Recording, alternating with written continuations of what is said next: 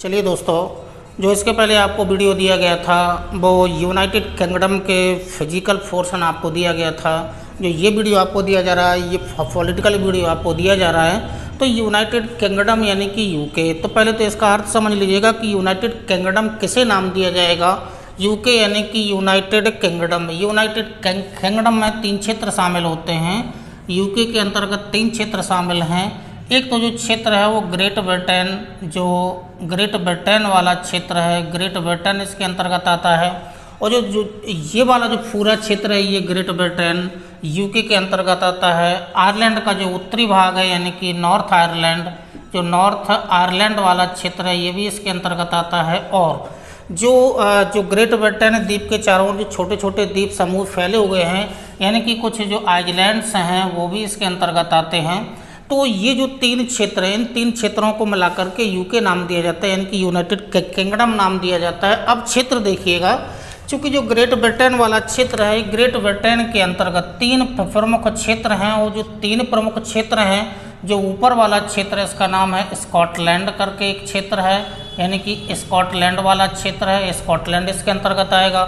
जो बीच का जो क्षेत्र है, बड़ा क्षेत्र है, बड़ी सी इसकी टेरिटरी है, ये वाला जो क्षेत्र है वो इंग्लैंड है, यानी कि इंग्लैंड इसके अंतर्गत आएगा। ये जो लास्ट वाला क्षेत्र है वो वेल्स नाम का क्षेत्र है। तो ग्रेट ब्रिटेन के अंतर्गत ये वाला जो क्षेत्र है, ये स्कॉटलैंड वाला जो क्षेत्र है, ये बॉर्डर जो आपको ब्लैक कलर का दिखाया गया है, ये वाला जो क्षेत्र है वो स्कॉटलैंड वाला क्षेत्र है। ये वाला जो छोटा सा क्षेत्र दिखाया गया ये वेल्स वाला क्षेत्र है। और जो ये पूरी वाला जो क्षेत्र, बड़ा सा जो क्षेत्र आपको दिखाई दे रहा है, ये पूरा क्षेत्र इंग्लैंड के अंतर्गत आता है, यानी कि ये इंग्लैंड वाला क्षेत्र है।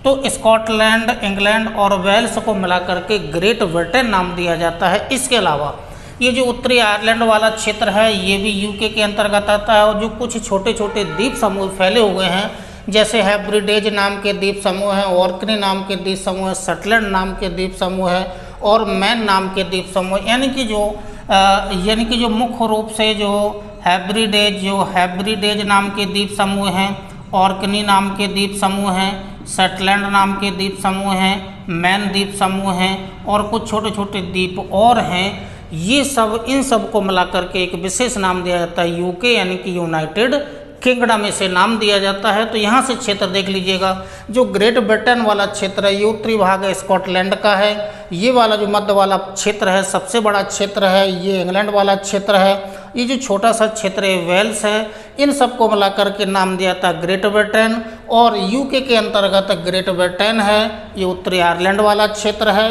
और जो छोटे छोटे द्वीप समूह फैले हुए हैं, मुख्य रूप से उत्तरी भाग में ज़्यादा इनका विस्तार है। तो हेब्रिडेज नाम के द्वीप समूह, ऑर्कनी नाम के द्वीप समूह, शटलैंड नाम के द्वीप समूह और मैन द्वीप समूह, इन सबको मिलाकर के एक नाम दिया जाता है, यानी कि यूनाइटेड किंगडम यूके नाम दिया जाता है। तो यूके का अर्थ आपको समझ में आ गया होगा। अब देखिएगा, पॉलिटिकल रूप से इसे इतने क्षेत्रों में से बांटा गया है। अब जो मुख्य रूप से यहाँ के जो प्रमुख शहर हैं, विश्व प्रसिद्ध शहर हैं, उनकी लोकेशन थोड़ा देख लीजिएगा। तो जो स्कॉटलैंड वाला क्षेत्र है, तो स्कॉटलैंड वाले क्षेत्र में जो ग्लासगो नाम का जो क्षेत्र है, ग्लासगो नाम के क्षेत्र में आपको फिजिकल रूप में आपको कुछ विशेष शहर नाम के जो कुछ शहर क्षेत्र आए होंगे। फिफ्थ शहर होगा, आयरी शहर होगा, मिडलैंड शहर होगा, तो ये कुछ शहर आए होंगे। तो जिस कारण से यहाँ पर लौह अयस्क की प्राप्ति होने के कारण ग्लासगो वाले क्षेत्र में लौह इस्पात कारखाना लगाया गया है। और समुद्री तट पर होने के कारण जलयान निर्माण केंद्र यानी कि शिप बिल्डिंग का कार्य यहाँ पर है। और इसके जो पूरी वाला जो क्षेत्र है, मुख्य रूप से जो शहर हैं, तटीय शहर हैं, जो तटीय शहर हैं वो मुख्य रूप से बंदरगाह का काम तो करते ही हैं। उसके अलावा जो एबरडीन नाम का जो शहर है, यहाँ पर खनिज तेल का उत्पादन होता है। यहाँ पर एक डुंडी नाम का एक शहर है जो प्राचीनतम जूट उद्योग के लिए प्रसिद्ध शहर है, प्राचीनतम शहर है, जूट उद्योग के लिए है डुंडी नाम का शहर। फिर ये एडनबर्ग नाम का एक शहर ये भी है, तो ये भी खनिज तेल के लिए है। तो जो एबरडीन नाम का क्षेत्र है या जो एडनबर्ग नाम का क्षेत्र है, ये खनिज तेल यानी कि पेट्रोलियम उत्पादन के लिए महत्वपूर्ण है, क्योंकि यहाँ जो उत्तरी सागर वाला क्षेत्र है, उत्तरी सागर का जो तटीय क्षेत्र है, यहाँ से खनिज तेल की प्राप्ति होती है, जिस कारण से यहाँ पर तेल शोधन कारखाने या खनिज तेल के उत्पादक क्षेत्र हैं यहाँ पर।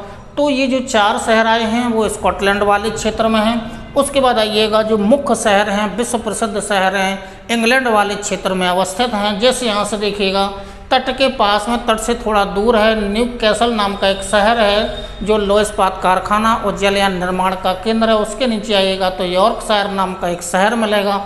उसके बाद नीचे बीच वाले यानी कि जो इंग्लैंड का क्षेत्र है उसके उत्तरी भाग में आइएगा तो ऊनी वस्त्र उद्योग के लिए विश्व में प्रसिद्ध है लीड्स नाम का एक शहर है। उसके जस्ट इस क्षेत्र में आएगा, इस तटीय भाग में आएगा तो लिवरपूल का नाम का एक शहर मिलेगा।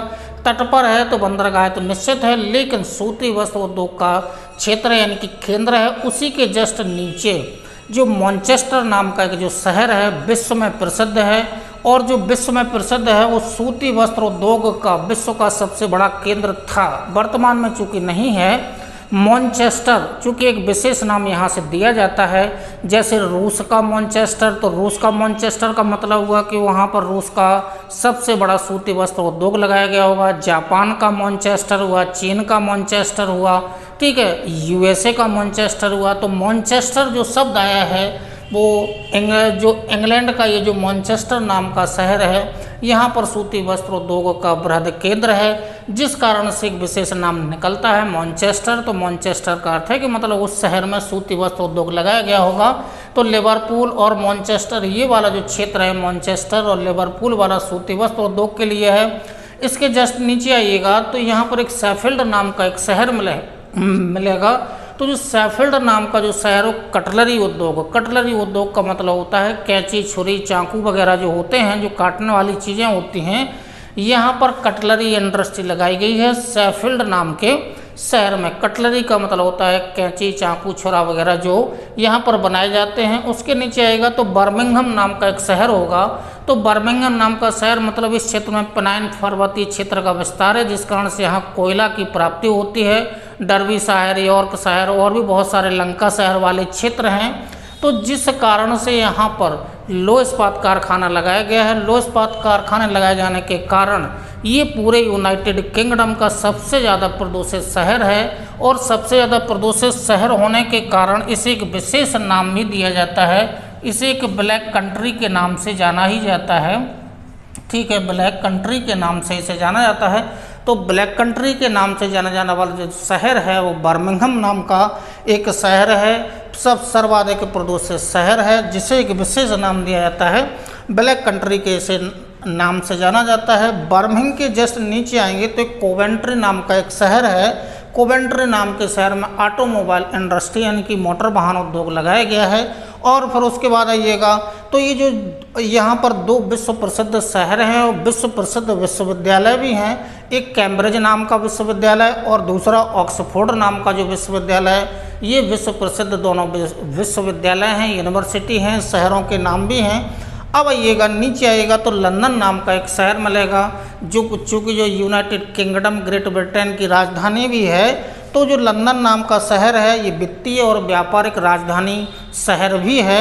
अब यहाँ से देखिएगा एक लोकेशन मुख्य रूप से देखिएगा, जो लंदन नाम का शहर है वो टेम्स नदी के तट पर अवस्थित है। इसके जस्ट पूर्व से जो प्राइम मेरिडियन यानी कि इसके जस्ट पूर्वी भाग से, ध्यान रखिएगा, जस्ट पूर्वी भाग से, पूर्वी भाग में लंदन में एक छोटा सा कस्बा है जिसका नाम है ग्रीनविच नाम का एक कस्बा है। वहाँ से जाकर के 0 डिग्री देशांतर रेखा यानी कि प्राइम मेरिडियन यहाँ से गुजरी हुई है। तो इस लोकेशन को याद रखिएगा, लंदन के जस्ट पूर्वी भाग से ग्रीनविच नाम का एक टाउन है, वहाँ से होकर के 0 डिग्री देशांतर रेखा होकर के गुजरी है। अब यहाँ से आइएगा तो जो ब्रिस्टल नाम का शहर है, इसके पहले आपको फिजिकल दिया गया होगा। तो स्टेबर्न नाम की नदी के तट पर अवस्थित है।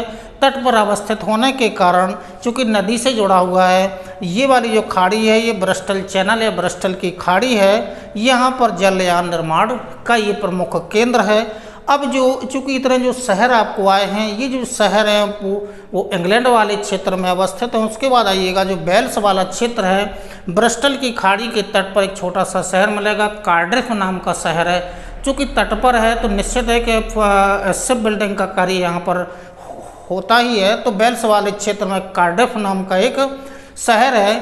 तो जो इस क्षेत्र में जो ग्रेट ब्रिटेन वाला क्षेत्र है वो 3 बड़े बड़े भागों में बटा हुआ था। ये प्रमुख शहर हैं। किस चीज़ के लिए प्रसिद्ध है, वो लोकेशन में आपको दिखाई दे रहे हैं, डायग्राम से दिखाया गया। उसके बाद आइएगा तो जो उत्तरी आयरलैंड वाला क्षेत्र है जो यूके के अंतर्गत आता है, वहाँ पर एक विश्व प्रसिद्ध शहर है जिसका नाम है बेलफास्ट नाम का शहर है। चूँकि ये आंतरिक भाग में है लेकिन औद्योगिक केंद्र यहाँ पर है, उत्तरी आयरलैंड वाला क्षेत्र है। तो ये जो वीडियो आपको दिया गया है यूनाइटेड किंगडम का जो पॉलिटिकल आपको जानकारी देनी थी, और यहाँ के जो विश्व प्रसिद्ध शहर हैं वो विश्व में किस चीज़ के लिए प्रसिद्ध हैं, तो इसका स्क्रीनशॉट आपको लेना हो तो ले लीजिएगा। यूनाइटेड किंगडम का अर्थ आपको समझ में आ ही गया होगा, डायग्राम में स्पष्ट दिख रहा है, ठीक है। तो ये यूके का पॉलिटिकल और फिजिकल दोनों वीडियो आपको दिए गए हैं। नेक्स्ट या तो फ्रांस का आपको दिया जाएगा या जर्मनी का इसी तरह से पॉलिटिकल और फिजिकल आपको दिए जाएंगे। तब तक के लिए नमस्कार, धन्यवाद।